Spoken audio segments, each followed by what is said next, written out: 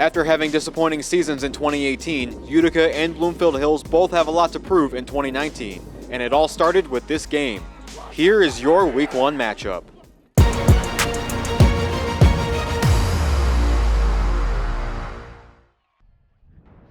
The Chieftains get the ball in the first quarter, and Gabe Olszewski gets a nice first down rush into the 16-yard line in Blackhawk territory. The Blackhawk defense would force Utica to kick a field goal to put them on the board first. On the Blackhawks' first play, Tanner Slazinski's pass gets tipped by Maguire Palicki, and Ian Grzycki scoops it up and takes it into the end zone. And just like that, the Chieftains are up 10-0. Bloomfield Hills looks to recover, but the Chieftains create some pressure, and Slazinski's pass is picked off once again, this time by Keegan Mahar. And Utica would capitalize on another field goal by Matty Barsh, and it's 13-0 Utica. Bloomfield Hills starts their next drive deep in their own territory, and Alec Ward makes a 40-yard reception and would take it 55 yards into the end zone to put the Blackhawks on the board. In the second quarter, Zach Keene throws a 30-yard pass to sophomore Jason Nazar, and he'd be knocked out of the bounds at the 15-yard line. And the Chieftains would capitalize as Olszewski weaves in and out of Blackhawk defenders to find the end zone, and it's 20-7 Utica. The Blackhawks find themselves deep in their own zone again, and Slazinski's pass is too high for his receiver, and Turner Tamati grabs it for Utica's third interception of the game. But Bloomfield's defense held its own, forcing Utica to attempt a field goal, but it's kicked wide. The Blackhawks' next drive gets them into Utica territory, and Slazinski throws a bomb to Andrew Saipierski, who bobbles it and incredibly makes the catch and falls at the 1-yard line. And Slazinski would take it himself into the end zone, and a missed extra point makes it 20-13 Utica. In the second half, Zach Keene throws a 32-yard pass to Brett Berg, and he's gone, taking it 55 yards to the house. And a missed extra point puts the Chieftains up 26-13. Severe weather in the area would end up postponing the game to the next day, with 4 minutes and 32 seconds remaining in the third quarter. And the Blackhawks waste no time in day 2 as Slazinski finds Andrew Saipierski to make it a one-possession game. Utica's next drive stalls out, and Bloomfield looks to get another score, but it's picked off by Keegan Mahar with his second pick of the game, and the fourth for the Chieftains.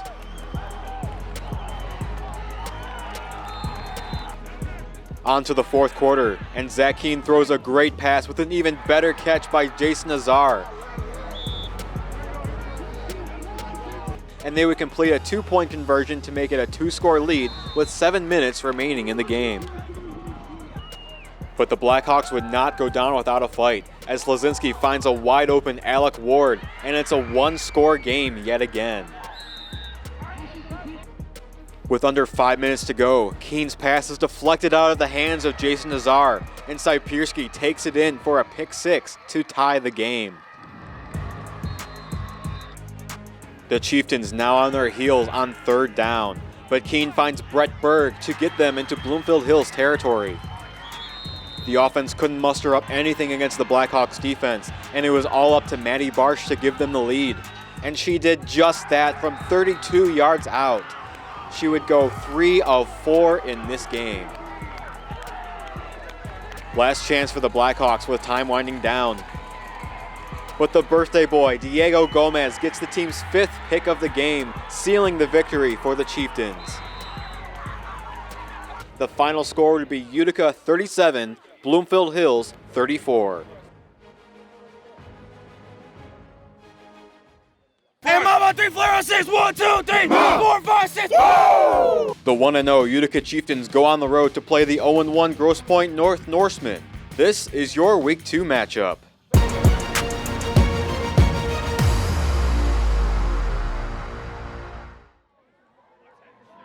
The Chieftains get the ball first, and the junior Sammy El Fakir stiff arms his way through the defense for a first down.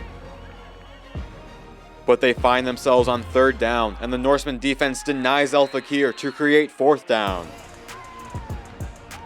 But they decide to go for it on 4th and 8, and Zach Keen throws a great pass and a fantastic catch by Jason Azar for a 38-yard reception. And Sammy El-Fakir powers his way into the end zone to put the Chieftains up early. On the ensuing kickoff, it's Kennard Williams on the return, but Brett Berg strips the ball out of his hands and Utica recovers at the 25-yard line.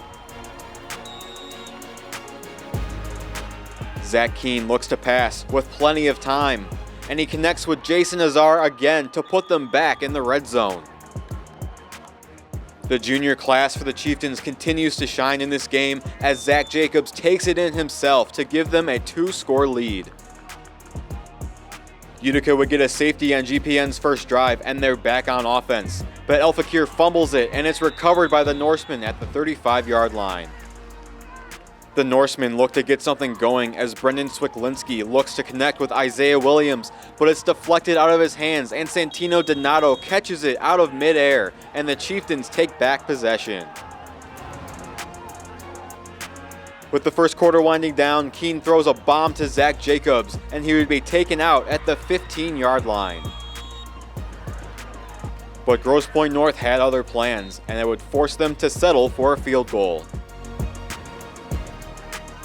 Swiklinski scrambling to find receivers, and he's swarmed by the Chieftain defense.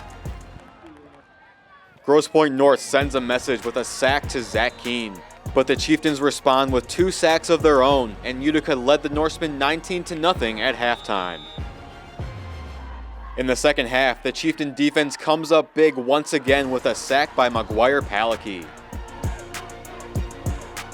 Utica sees more production from their juniors as Keen finds a wide open Brett Berg and he finds the end zone and they take a commanding 26-0 lead.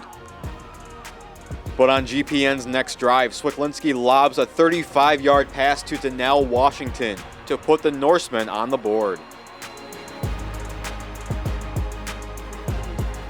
But the Chieftains block the extra point to keep it a 20-point lead.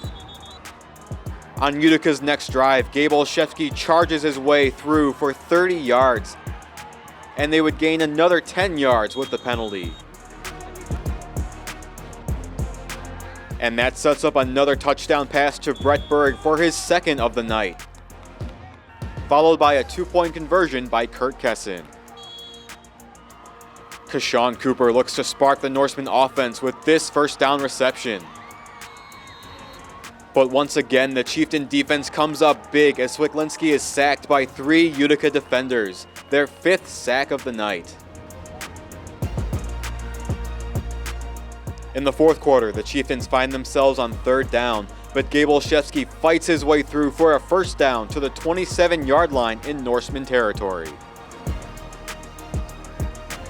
And that leads to another rushing touchdown for Sammy El-Fakir for his second of the night. The Chieftains sealed things off with an interception by Ethan Lepke, and that was all she wrote.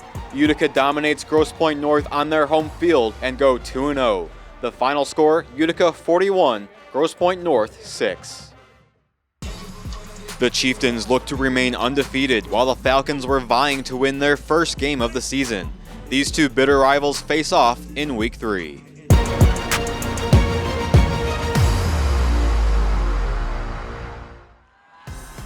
The Chieftains with the ball first, and it's Gabe Olszewski on the carry, but he's stymied by the Falcons defense. On Ford's first drive, Josh Byers hands it off to Matt Awe, and he gets the first down conversion. Then it's the sophomore Chris Williams. He fumbles it, but falls back on it, creating 3rd down. But the Falcons don't panic, and it's the senior Tavion Thompson who runs to the outside and dives into the end zone to put them up 7-0. Sammy El-Fakir looks to get something going as he finds a seam for a first down. But Ford's defense holds its own and forces Utica to punt yet again. On to the second quarter, where Byers hands it off to Gary Nilsson, and he breaks 2 tackles, and it looks like he would go all the way, but Turner Tamati trips him up just in time to save a touchdown. It would become 3rd and goal, and Byers lobs it and finds Mott in the end zone. And just like that, the Falcons have a 2-score lead. The Chieftains now desperate for some offense, and Jason Azar gets just enough for a first down into Ford territory. But Utica struggles again, and it becomes 4th down and 11.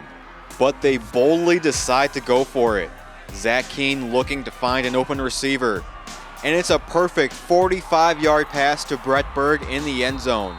Put that play in your highlight reel. With the Chieftains now amped up, the defense would force the Falcons to punt for the first time in the game. Utica back on the drive, and Keene finds a wide open Zach Jacobs to put them back in scoring position. Zach Keene with the fake handoff, and Jacobs is wide open, but he just can't make the grab. Utica would be forced to attempt a field goal, but it's muffed, and another costly mistake for the Chieftains. Ford would lead 14-7 at halftime.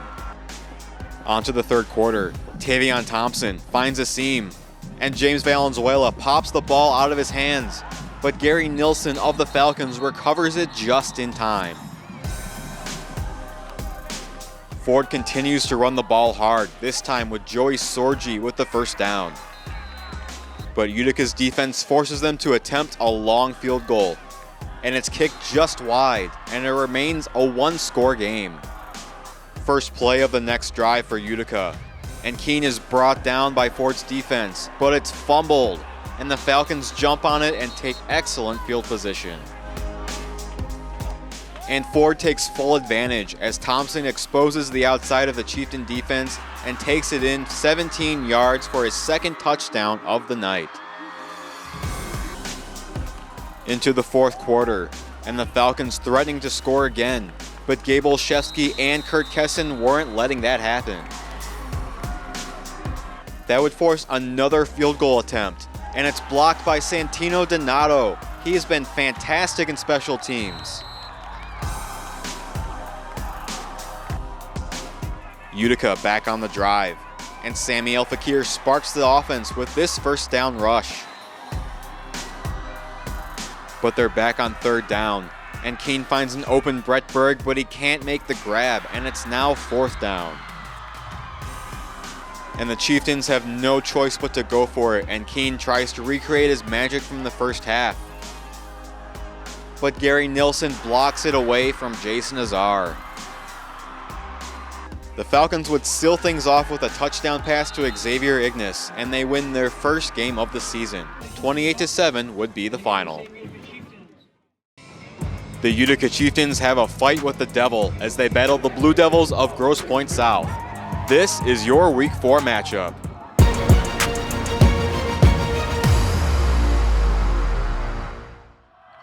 Chieftains with the ball first, and on 3rd down, Gabe Olszewski powers his way through for a first down. But the drive would stall out as Sammy El-Fakir can't make the grab, which forced Utica to punt, but the Blue Devils get called for roughing the kicker, and it's first down, Utica. But another drop pass by the Chieftains causes a 3-and-out. On the first play for the Blue Devils, Alex Shaheen throws a bomb to A.J. Benson, and Grosse Pointe South takes a 7-0 lead. The Chieftains look to get something rolling as Olszewski finds a hole and gets a first down. Keene finds Jason Azar on 3rd down, but he's short of the first down marker.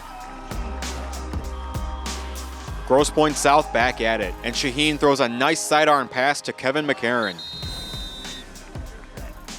The Chieftains take them to 3rd down, and Shaheen throws an incomplete pass, but Utica gets called for roughing the passer. On the next play, Shaheen finds Grant Hart, and he takes it in for the score. The extra point was missed, making it 13-0. In the second quarter, the Chieftain offense continues to struggle as James Doer of the Blue Devils makes the sack to create 4th down. On the Blue Devils' next drive, it's Jonathan Drake on the carry, but Olszewski pops it out of his hands, and the Chieftains fall on it to take back possession. but it's another 3 and out as Grosse Pointe South makes great coverage on the Chieftain offense. On the ensuing drive, Alex Shaheen does what he does best as he escapes oncoming defenders and finds an open receiver. And he would one-up that play in the red zone. He gets the ball off just before he's down, and somehow he finds Kevin McCarron in the end zone. With the final seconds winding down in the half, the Chieftains get their best chance to score, but it's another mishandled ball, and Grosse Pointe South picks it off to end the half with a 20-0 score. In the third quarter, it was all Blue Devils from here, as Shaheen throws a 34-yard bomb to Will Johnson. And he would find Johnson again in the end zone to make it 27-0. On the ensuing drive, Nick Fannin of the Blue Devils gets right in the way of Keene's pass and picks it off with great field position. And they take advantage as Shaheen finds Kevin McCarron for his second score of the night, and the Blue Devils wouldn't look back. After a field goal, Grosse Pointe South seals their third straight shutout as they win by a score of 37-0. Their next test would be the Lakeview Huskies, who improved to 2-2 after beating Fraser in Week 4 by a score of 41-6. Both teams look to get over 500 in this cross-divisional game.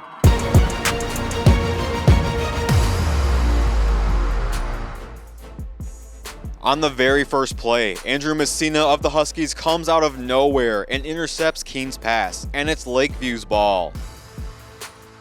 On Lakeview's first play, the senior Evan Rochon scrambles in basically every direction but forward, and Utica's defense swarms around him to force him out of bounds for a loss of yardage. The Chieftains get the ball back, but it was short-lived as the Lakeview defense responds with a 3 and out. On the Huskies' next drive, Tristan Witt hands it off to Evan Rochon once again, but this time he finds a hole, dekes the defender, and he takes off. No one would catch him, and Rochon takes it home on a 63-yard run to put Lakeview up 7-0. Utica responds on third down as Zach Keene finds Brett Berg wide open to put them in Lakeview territory. The Chieftains would find themselves on 4th and 2, but Gabe Olszewski powers his way through, and it's just enough to move the chains. But a few penalties force them back to the 35-yard line, and on 4th down again, Lakeview makes great coverage to force a turnover on downs. On to the second quarter we go, and on 3rd down, it's a flea flicker to Evan Rochon, who targets Jude Hage, but the pass is too far, and the Huskies are forced to punt. On the Chieftains' next drive, Olszewski runs to the outside, finds a seam, and darts his way down to the 16-yard line for a 30-yard rush. Utica gets down to the 2-yard line. It's handed off, and the ball is fumbled, but Keene picks it up and finds Brett Berg in the end zone. But unfortunately, Utica gets called for too many players on the field, and the touchdown is called back. And Lakeview's defense stays locked down, and it forces Utica to kick a field goal to make it 7-3. The Huskies on 4th and 3 in Utica territory, and Witt options to Rochon, and he goes to the outside and moves the chains for Lakeview. With the final seconds winding down in the half, Shane Lutz comes up big with a block to prevent a touchdown, and the teams head to the locker room with a 7-3 score. On Utica's first play of the second half, the Saginaw Valley commit Isaiah Robinson picks off Keene's pass, and he takes it all the way to the 31 in Utica territory. The Huskies find their way down to the red zone, and Rochon punches it in for the score for his second touchdown of the game. But the extra point was mishandled, making the score 13-3. Gabe Olszewski responds here with this nice 15-yard rush into Lakeview territory. And he comes up clutch once again with this run to the 21-yard line. Olszewski caps off his fantastic drive with a 12-yard dash to the house, and Utica comes back within 3. And that touchdown came at a good time because shortly after, lightning in the area would delay the game for a half hour. After the delay, Lakeview wastes no time as Rochon makes a nice spin move and powers his way through for a first down. Second down for the Huskies, and it's McCall Lucy on the carry, but it's fumbled. And Gabe Olszewski picks it off and takes it into Lakeview territory for the Chieftains. Utica's drive continues into the fourth quarter, and Zach Keene makes a great first down pass to Zach Jacobs. But on the next play, Keene's intended pass for Brett Berg is deflected, and Ken Soderberg grabs it out of midair, and it's Lakeview's third interception of the game. But the Chieftain defense stays locked down and forces a 3-and-out. On second down, the Chieftains get a nice first down reception here from Zach Jacobs. Defense continued to be key in this game as Lakeview denies the pass to Brett Berg on fourth down, and it's Huskies ball. But the Chieftain defense gives the team a fighting chance as Ian Grzinski and Shane Lutz swarm Evan Roshan and force the Huskies to punt. With the final minutes winding down, the Chieftains must make something happen here. Keene escapes the pocket, throws a bomb, and Zach Jacobs is wide open and makes the grab. A 44-yard reception to give Utica a chance to take the lead. It would come down to this play on fourth down. Keene looks to find Jason Nazar for the score, but the Lakeview defender just gets his hand on it to deny the touchdown.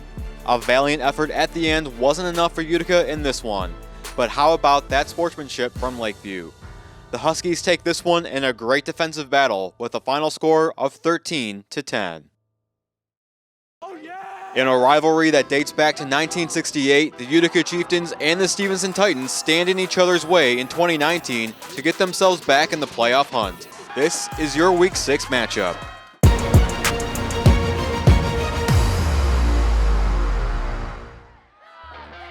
The Chieftains get the ball first, and Gabe Olszewski would get a heavy workload in this game as he starts off his night with a first down. But the drive would stall out, forcing Utica to punt. On Stevenson's first play, the senior Nick Wingfield breaks a few tackles and takes this one for 26 yards to the 41-yard line. The Chieftain defense takes him to the fourth down, and the Titans go for it, but the pass is broken up by Dylan DeLito, and Utica takes possession on Stevenson's 48-yard line. On the next play for the Chieftains, Olszewski runs 19 yards to the 29-yard line and moves the chains. But the Titans take them to fourth down, and Zach Jacobs looks to break through, but he stopped just short, and it's Stevenson's ball. Neither offense could get much of anything going for the rest of the first half, and the game remains scoreless at halftime. After stalling out the Titans' first drive of the half, the Chieftains get excellent field position. And Utica starts their first drive of the half with a 32-yard run by who other than Gabe Olszewski. With 10 yards to the goal, Olszewski looks to score here, but it's stripped out of his hands by Latrell Stovall, and the Titans keep the game scoreless. With the Titans deep in their own zone now, Nick Wingfield gets them out of danger with this first down run. On second down, Dylan Kleinedler looks to pass, but it's overthrown, and Kevin Mahar comes up with the pick. He'd be taken down at the 37-yard line in Titan territory. The Titan defense take them to 3rd and 14, but that wasn't an issue for Olszewski as he gets just enough to extend the drive. On 3rd and 4, Olszewski gets the first down and more as he breaks a shoestring tackle and trucks his way down to the 3. And that sets up this touchdown pass to Brett Berg, and the Chieftains have their first lead in a game since week 2.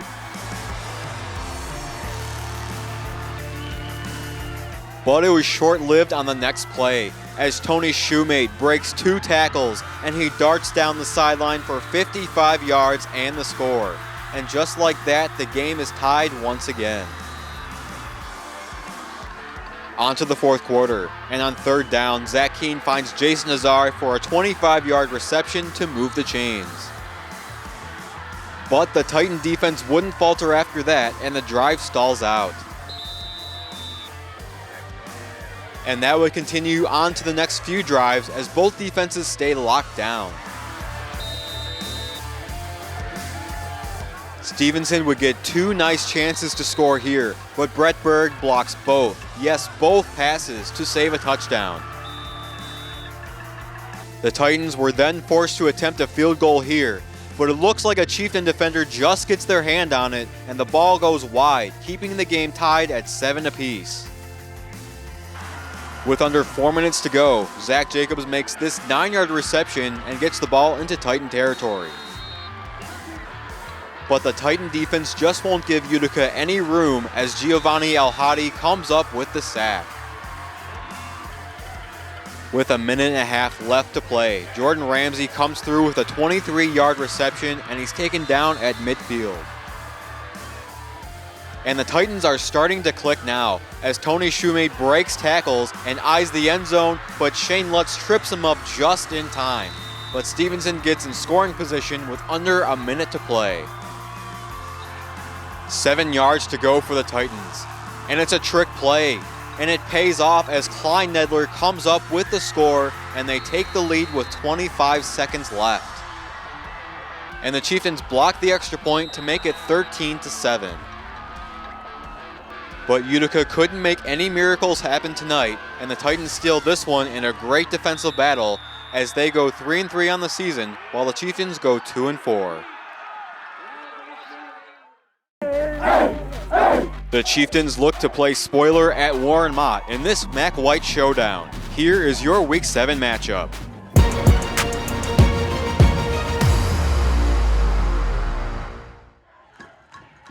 Chieftains get the ball first, and on 2nd and short, Gabe Olszewski begins his big night with a first down. But great coverage by the Mott defense causes the drive to stall out. On the Marauders' first drive, Curtis Hamilton looks to move the chains, but he's just short, and it's 4th and 1. They decide to go for it, and it pays off with the quarterback keeper by Dylan Van Conant, one of the 2 quarterbacks Mott would utilize tonight. On the next play, Van Conant throws a great pass to KJ Allen, who falls at the 5-yard line. And that sets up the keeper by Van Conant for the score. They would follow that up with a successful 2-point conversion, and it's 8-0 Mott. Utica looks to strike back, and on 4th and 2, Olszewski finds a nice hole and extends the drive. But Mott responds with a sack on 3rd down, and the Chieftains are forced to punt again. On Mott's next drive, the Chieftain defense shows them what they're made of and force a 3-and-out to end the first quarter. And the Utica offense starts to get into the rhythm now as Keene finds Zach Jacobs for the first down at the 12-yard line. On 2nd and 7, Olszewski bolts his way through defenders and almost makes it to the goal line. But the offensive line gave him the space he needed on the next play to easily score the touchdown, and it's an 8-7 ball game.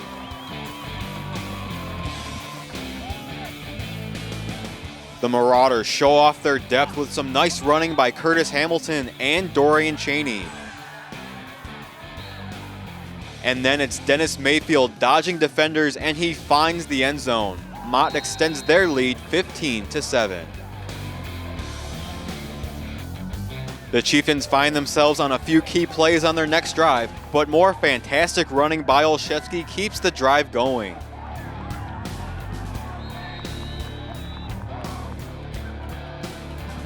And he had speed left to burn here with a 27-yard rush to the house. His 2nd touchdown of the night, and the Chieftains punch right back.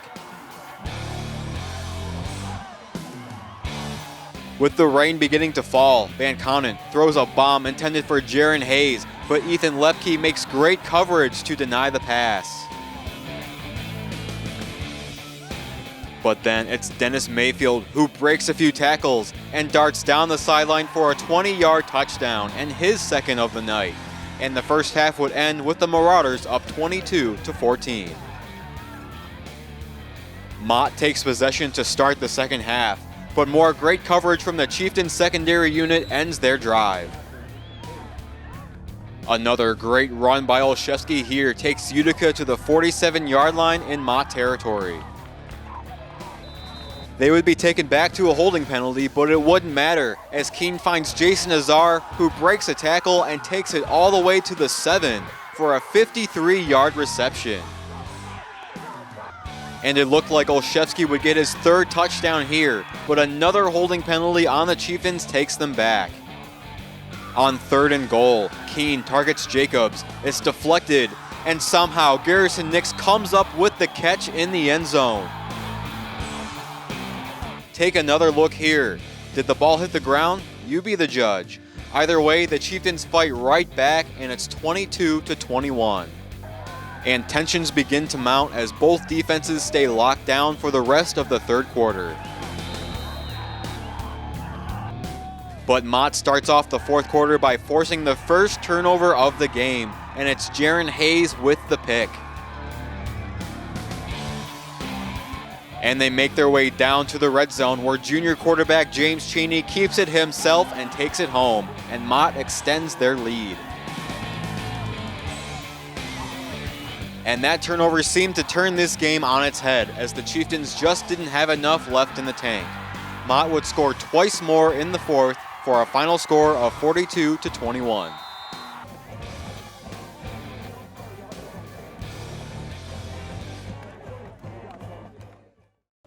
The Chieftains are hungry for a win while the Crusaders look for revenge over last year's upset. Here is your Week 8 matchup.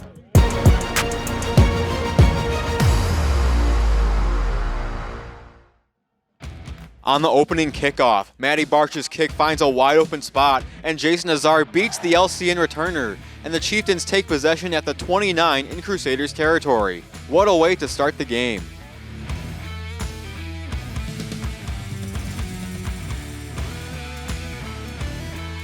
And Gabe Olszewski, who would get his name called a lot tonight, extends the drive here for Utica. On 3rd down, Zach Keene goes back to pass and finds Rory Montreuil for a 19-yard reception and the score, and that's his 1st touchdown of the season. And they decide to go for 2, and it pays off with this trick play as Olszewski takes it himself to put the Chieftains up by 8. On the Crusaders' first drive, it's senior quarterback Justin Schumanski with the keeper, and he's got speed to burn, but Brett Berg catches up and takes him down at the 5. On the next play, Schumanski takes it himself again and dives to the goal line, and it looks like it's fumbled, but it's ruled a touchdown by the officials.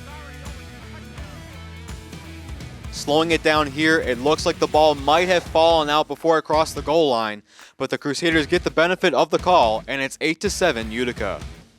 On Utica's next drive, it's 3rd down and 11, and Keene gets pressured by the LCN defense, but he finds Garrison Nix that's just enough to move the chains. They would be taken to 4th down, where Samuel Fakir does a nice job of finding space, but he couldn't get enough of it here, and the Chieftains turn the ball over on downs. But the Crusaders would go nowhere as Kurt Kesson sacks Schumanski on 3rd down for a loss, and they're forced to punt. After the punt, Garrison Nix loses control of the ball here, but Keegan Mahar fights his way to the ball and recovers it for a good field position at midfield.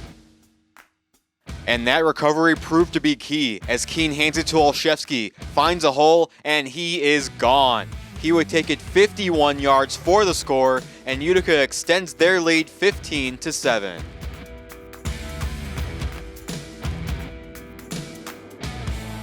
After another 3-and-out by the Chieftains, they take possession in the 2nd quarter, where Jason Azar brings Utica into LCN territory.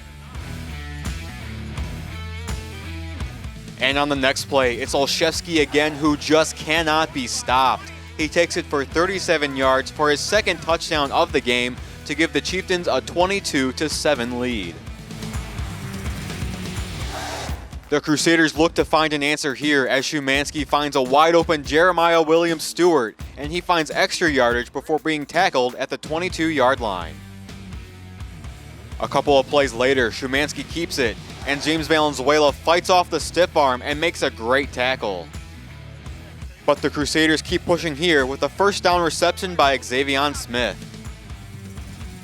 And that leads to this keeper by Schumanski, who finds the end zone for the 2nd time in the game. However, the extra point was blocked by Santino Donato, and it's 22-13. And the Chieftains answer right back on their next drive. Zach Keene throws a bomb and finds a wide open Garrison Nix, and he takes it home for a 61-yard reception. The Chieftains are rolling now as they take a 29-13 lead. On LCN's next play, James Valenzuela continues to flex on the Crusaders' offense with this sack to Szymanski. And McGuire-Palicki gets one of his own to stall out the drive. LCN gets the ball back near the end of the half, and they look to score in the red zone, but it's another sack by Palicki. And both teams head to the locker room with Utica on top, 29-13.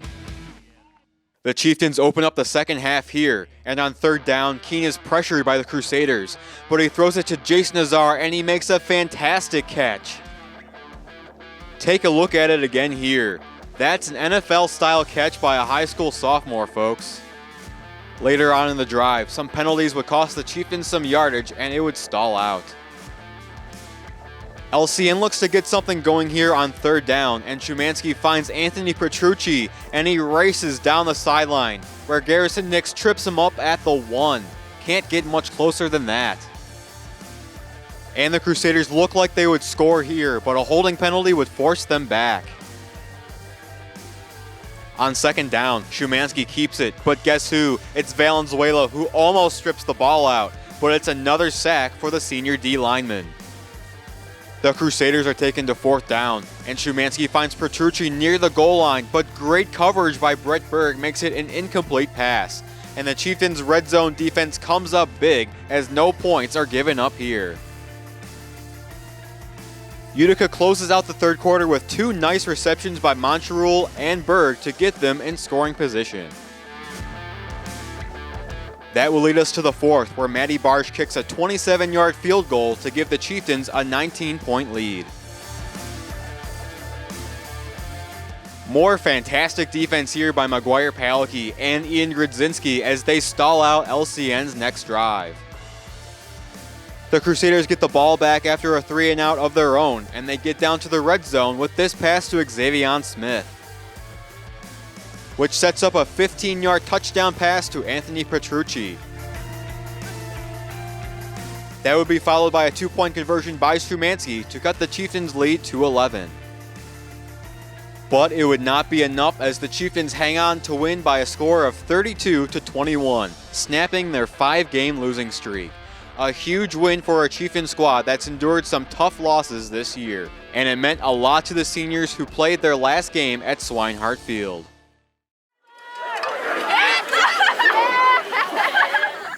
After coming off a much-needed victory over LCN in Week 8, the Utica Chieftains went on the road for their final game of the season to face their toughest opponent yet. The undefeated Chippewa Valley Big Reds, who are eyeing another state championship, welcome in the Chieftains for our Week 9 matchup.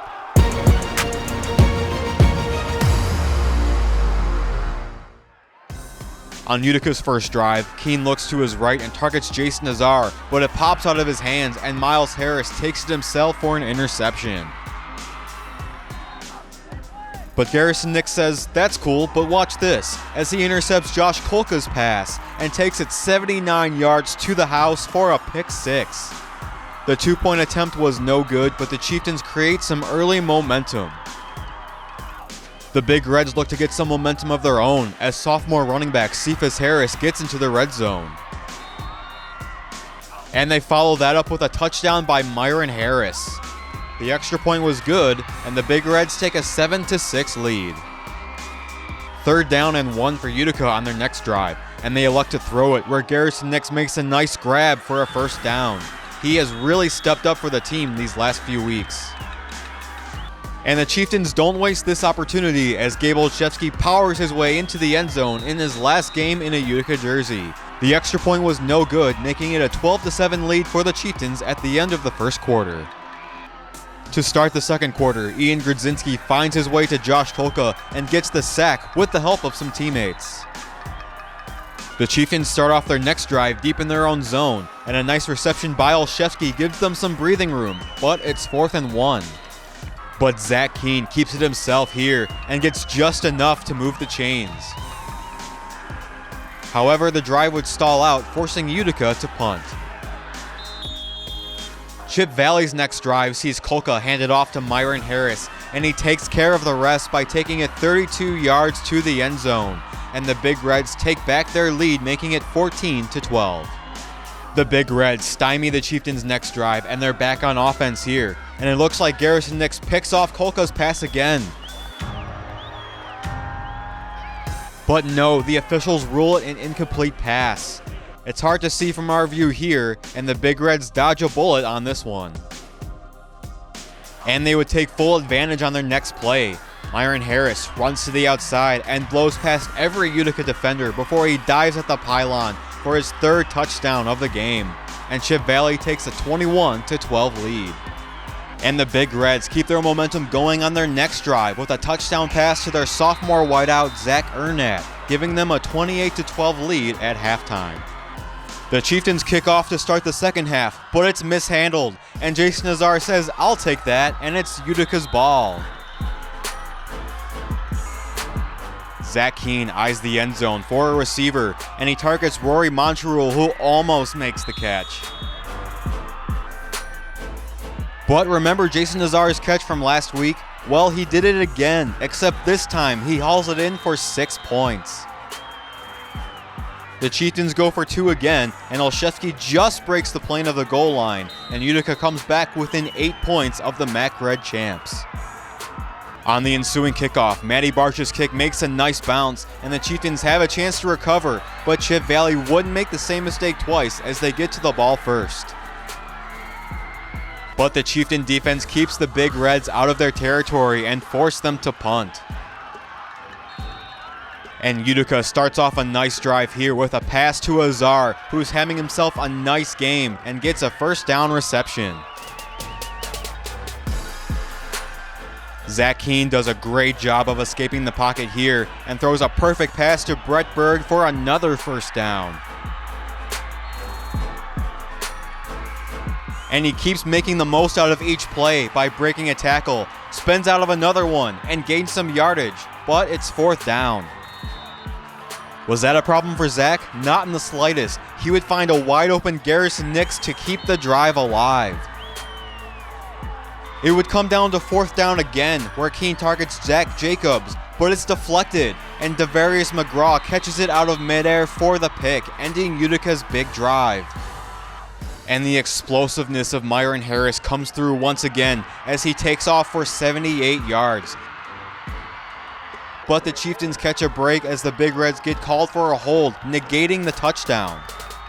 We head into the fourth with under 8 minutes to go, where Myron Harris takes the Big Reds into Utica territory. But they're taken to 4th and 6, and Kurt Kesson makes the tackle on Colca, and the Chieftains get the ball back on downs. Gabe Olszewski gets some yardage with this reception. But they're taken to 4th down, where Ian Cameron comes up with the sack, and now Chip Valley takes over on downs with 2 minutes left. And Myron Harris makes up for that lost touchdown with his 4th of the game, and that would seal the victory for the Big Reds. What a hard-fought game by the Chieftains against one of the best teams in the state, and the team didn't hang their heads after this loss.